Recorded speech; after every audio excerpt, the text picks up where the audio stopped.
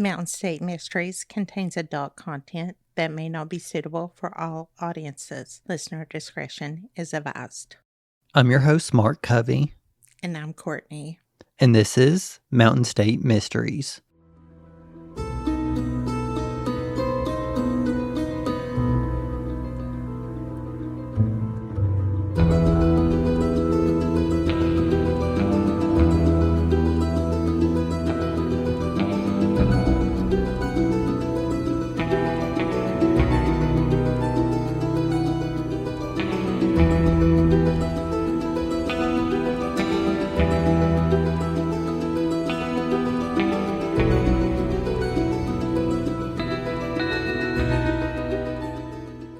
The case we have for you today is about two co-workers who were found stabbed to death at a mall in Virginia in November of 1996. This is the case of Cheryl Edwards and Charlita Singleton. Charlita was born in Richmond, Virginia, but she mostly grew up in Delaware.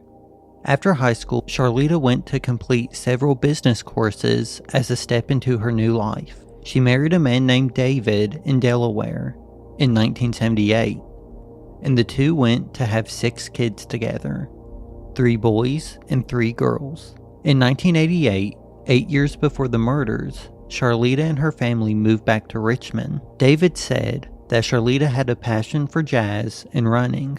He also said that she was a lot of fun to be around. David and Charlita were in the middle of renovating their home into their dream home.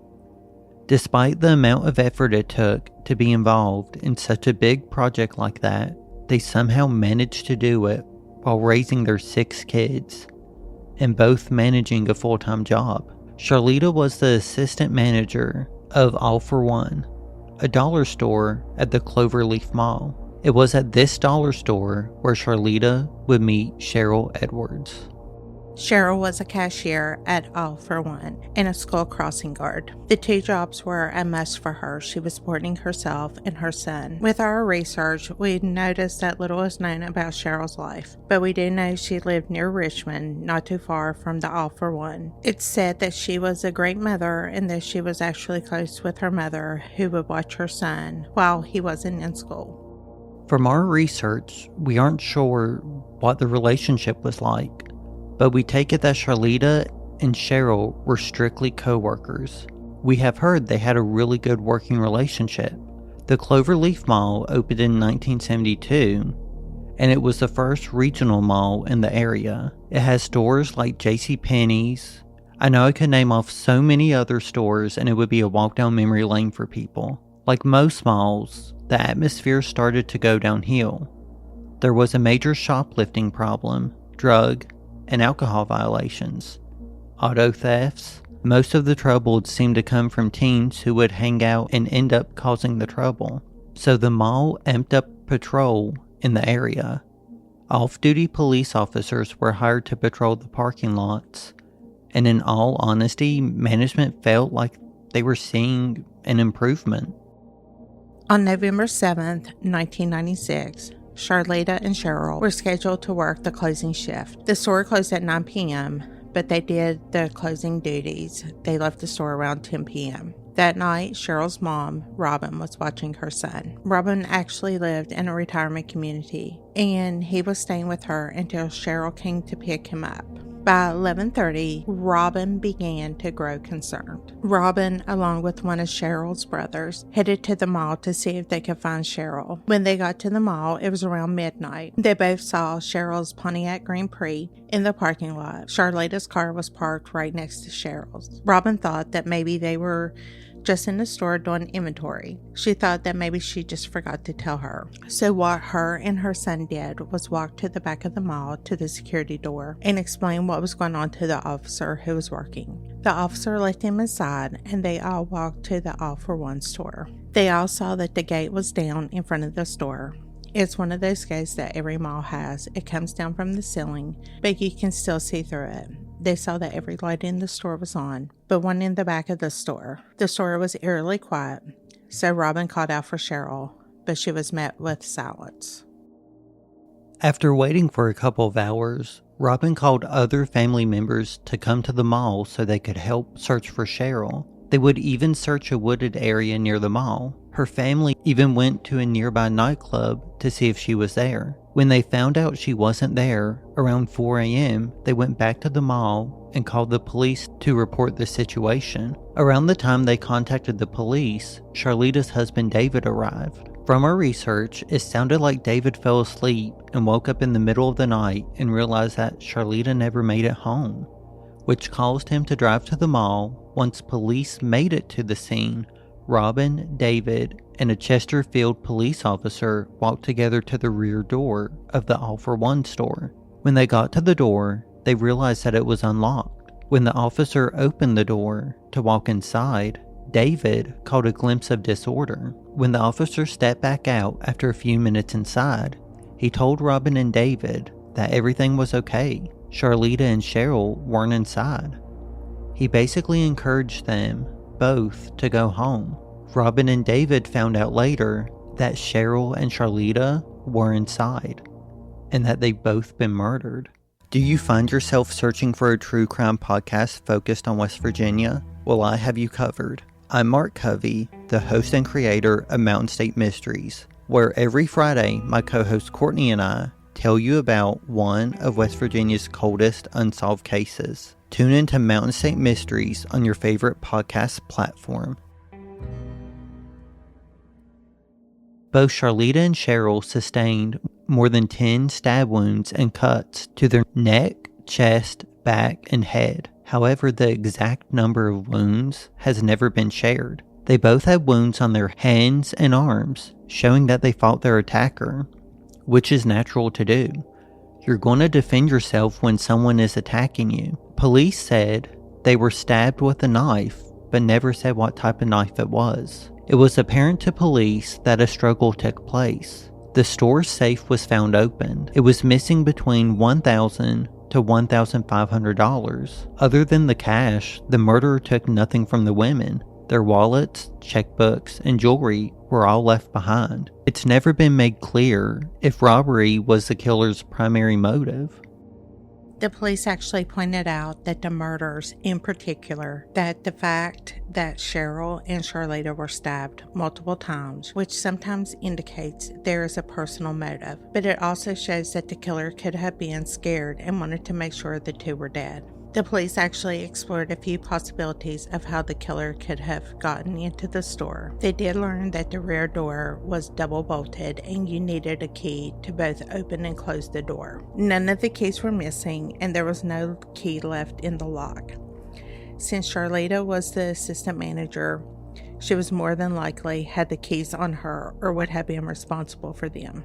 The police said there was no signs of forced entry, which the killer could have used intimidation to get in the store. Police thought it was more than likely that the killer approached the women as they were leaving out the back door. It's also possible that one of the women let the killer in, but given the time of night, it's honestly unlikely they would have opened the door for anyone unless they were expecting that person. So one of the possible clues that police couldn't make sense of was a spilled 28-ounce bottle of Parsons ammonia. Police actually found the ammonia in the hallway between the back door and the office where the women were murdered. They found out that the Parsons brand ammonia wasn't sold at any of the stores in the mall and that the mall's cleaning staff didn't use it in that ounce. So police focused on this detail for a while. They sent out a nationwide notice asking if anyone had seen this type of ammonia or something like it at a crime scene. But this lead was a dead end. They were never able to connect the ammonia to another crime scene. At the time of the murders, the Cloverleaf Mall was equipped with various surveillance cameras. The police reviewed the footage to identify anyone who was seen walking or driving in the parking lot around the time of the murders. However, there was no direct view of the rear door to the All for One store. Police were actually able to track down a lot of the people that they saw in the footage. They said it was unbelievable how many people they actually identified. But after meeting with each person, none of them seemed to be the suspect. Out of everyone they were able to track down, there was one man who wanted to be questioned as a possible witness.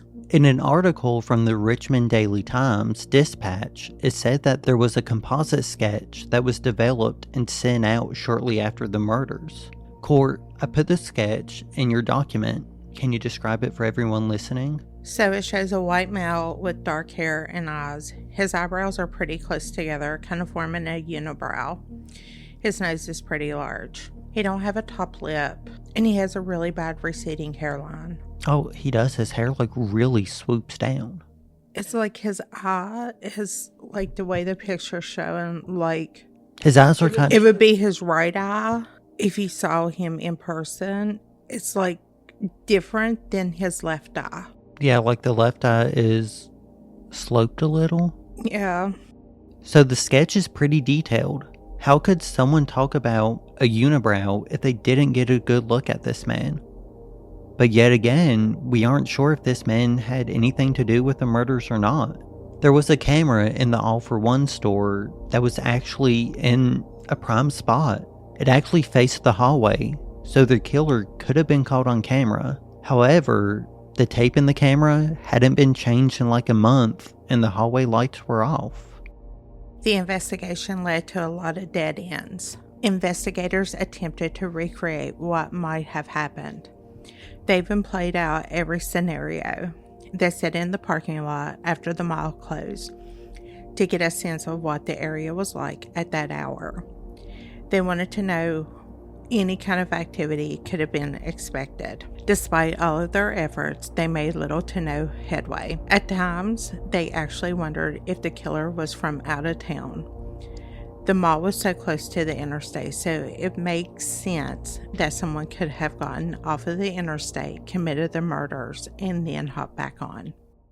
Do you find yourself searching for a true crime podcast focused on West Virginia? Well, I have you covered. I'm Mark Covey, the host and creator of Mountain State Mysteries, where every Friday, my co-host Courtney and I tell you about one of West Virginia's coldest unsolved cases. Tune into Mountain State Mysteries on your favorite podcast platform.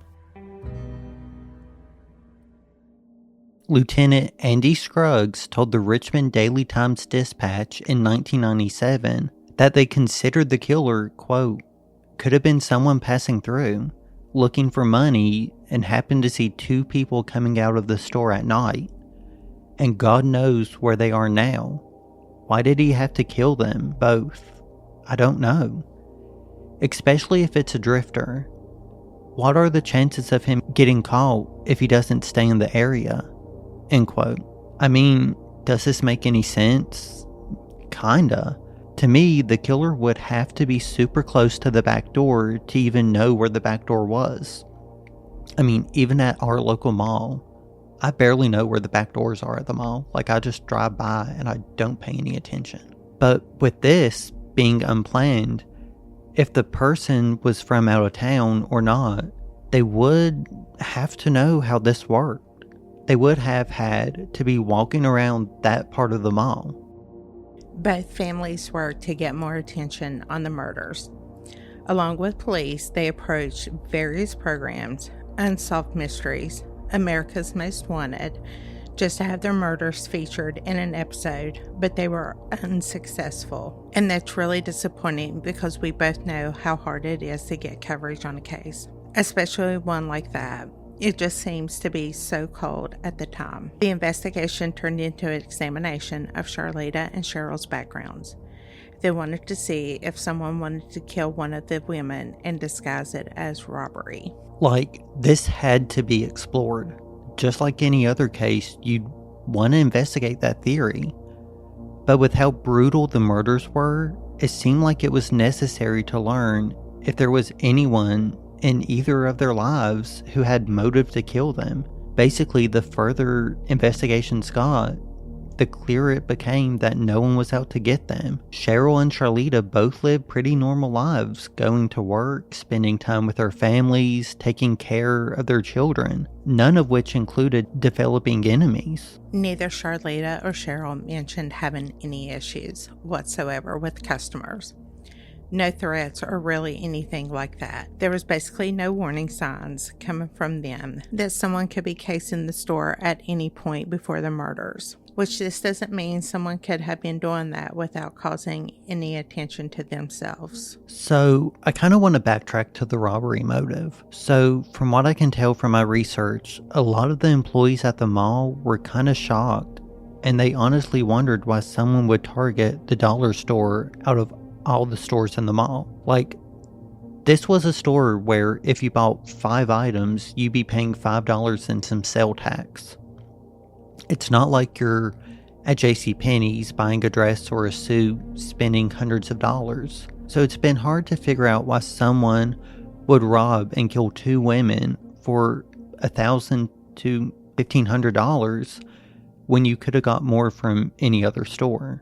Some even wonder if the killer could have been a former employee at the All for One store who was familiar with the store and knew where everything in the back was. And they could have been familiar with Charlita or even Cheryl. For instance, think of Cheryl and Charlita as Nellie ran for a second.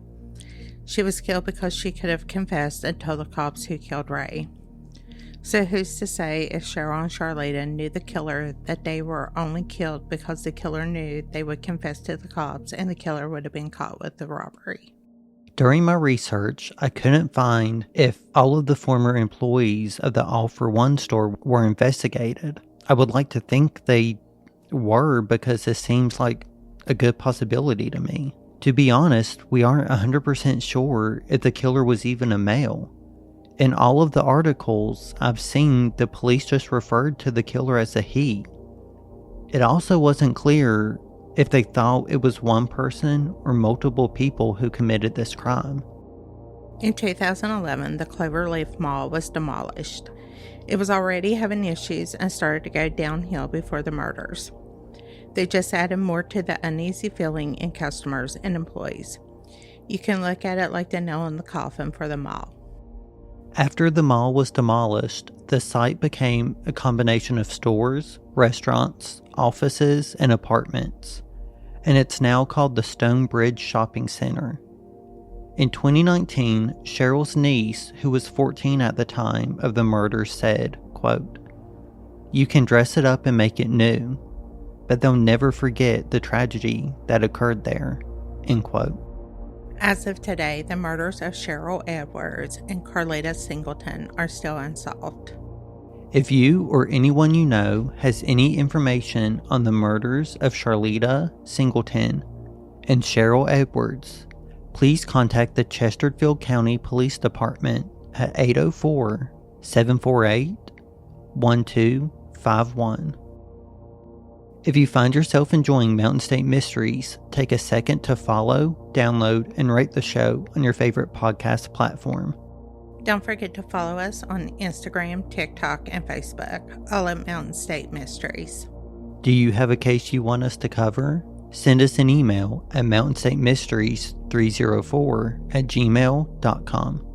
For the show notes, check out our website, mountainstatemysteriespodcast.com.